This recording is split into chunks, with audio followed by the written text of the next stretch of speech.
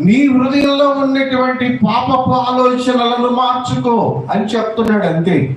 నీ హృదయాన్ని చెడిపోయింది, నీ హృదయము ఘోరమైన వ్యాధితో ఉంది, నీ హృదయము జబ్బుతో నిండుంది కనుక ఆ జబ్బును నేనే తగ్గిస్తానని చెప్పాడు దేవుడు. నీ హృదయాన్ని బాగు చేయడానికి ఆయన వచ్చాడు.